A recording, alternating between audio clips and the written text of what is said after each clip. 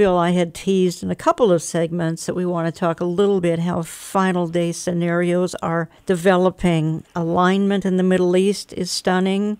Obviously, we've got Syria playing a major role today. Isaiah talks about that. Isaiah 17, she will play a major role in the future.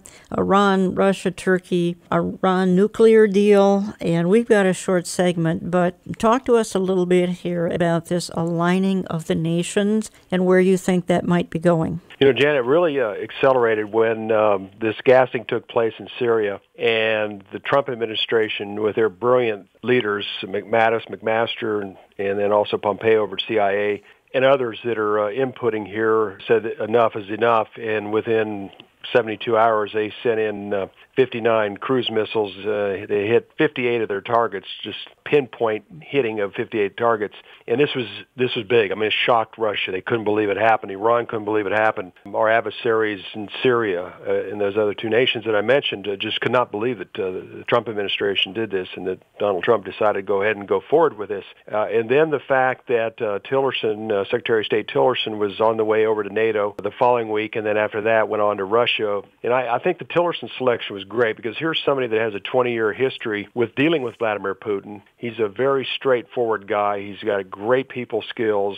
He knows Putin, and he can sit down with Lavrov, the Russian foreign minister, or Putin, and just be as direct and straightforward and as honest as possible and say, who are you going to side with, Russia? Are you going to continue to side with Assad and keep propping him up? Are you going to continue to side with Iran and keep doing what you're doing in the Middle East? Or do you want to come alongside us, the United States, our Sunni allies, and the State of Israel? So this is very key. And you look at Ezekiel 38 and 39, Jan, that's a key scripture of the Gog-Magog coalition of nations, Russia, Turkey, Iran, Sudan, Libya, and former Soviet Union countries in the Caucasian Mountains. That alignment is coming together quickly. You also can look at Jeremiah 49, 35 through 39, and it speaks of Elam, which is the modern-day Iran, Persia, Iran, and that they will have a devastation. Even Dr. Wolbert at Dallas Seminary said that scripture had never been fulfilled. So Iran is going to be dealt with. We're not sure how that's going to happen. The Trump administration, General Mattis, says we're going to keep the deal that's in place, but we're going to hold them fully accountable for their actions.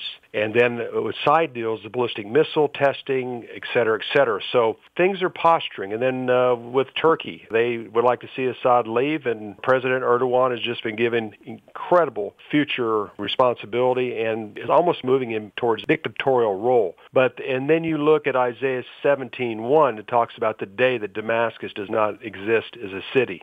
So one last note here, President Trump has gotten along with the Egyptian President Sisi very, very well. Great rapport there. He has great rapport with King Abdullah from Jordan. The Sunni countries appreciate him operating from strength. They appreciate the leaders that are his security defense team. So the whole dynamics of Israel, the Middle East, and final day prophecies is changing because of this new administration we have here in Washington. You really like the fact that the generals are in control. I mean, Susan Rice isn't in control, but Donald Trump has his generals in control, and they've been in battle, and they know the enemy, and this is a new day as far as that's concerned. Yeah, exactly. My book revealed Obama's legacy. I went into a lot of specifics about the fact that the Pentagon was marginalized. Also, the defense secretary was going to have to go through the national security advisor, which was Susan Rice, and Susan Rice would pass things on to Obama, or the defense secretary would have to tell Susan Rice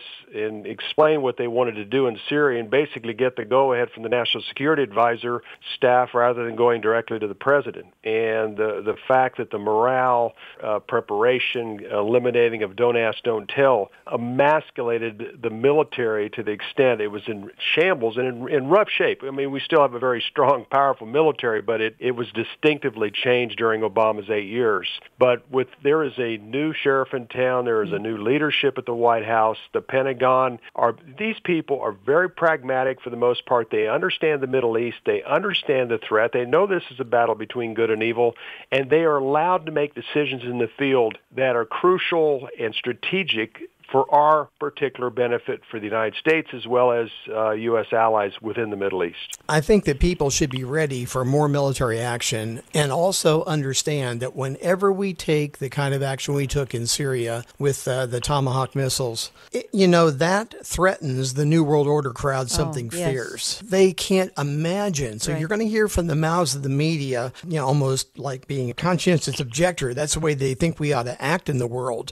But Trump is making these decisions, and I think there's more coming. What do you think? Oh, absolutely. And I think the other thing, too, Eric, which is interesting, is people here in Washington have developed a certain mindset that certain things happen a certain way and you can expect certain results. Same thing with Congress. You've done something a certain way for many, many years and you expect a certain results. And there are a lot of pragmatic people, whether it's the flyover states in the Midwest or the middle part of our country, or it's many Americans across the country, are fully aware and fully understand the significance of our problems, domestic or international. And I think that's what you have right now. You have pragmatic people at the White House, at Defense, at the State Department that have been in the real world, that have a lot of experience. They can look at a situation, evaluate it quickly, and see it for what it is. And that's the thing that's discomforting to the radicals, the one world order people, the leftist media, that they have their own concepts how they operate. But when you have pragmatic, practical, and realistic people coming in and making decisions,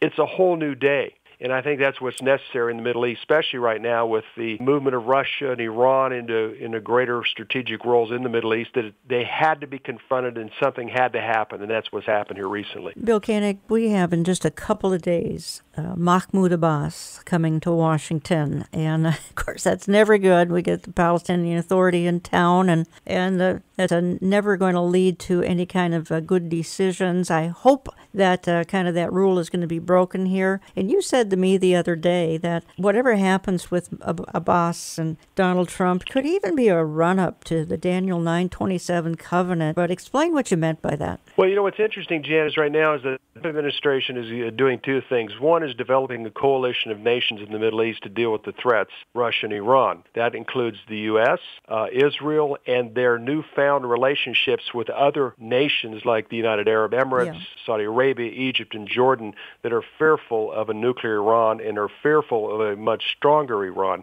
So that's a defense coalition that's been developing. And the second thing is, okay, we've got a problem here in Israel with the Palestinians, and most Arab countries don't really care that much about it. They have other issues that they're concerned about, their own domestic issues. But they're going to say, okay, we've heard peace, peace, peace since the Six-Day War of 67. Let's give it a shot, and we're going to try to normalize relations, for the lack of a better word, between Israel and these other Sunni Arab nations that are cooperating quietly with Israel right now because of this major Iranian threat. So in this concept, let's try to make a peace deal, fully understanding the Palestinians are a mess.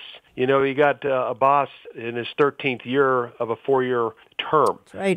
You have Fatah and Hamas that are controlling the Palestinians. I mean, who do you make peace with? But the bottom line, Jan, is I think two parts. One is a defense agreement, and number two, we're going to give peace a chance. And number three, we don't expect it to happen. And if it doesn't happen, then more than likely the Palestinians will get the blame for it this time instead of Israel.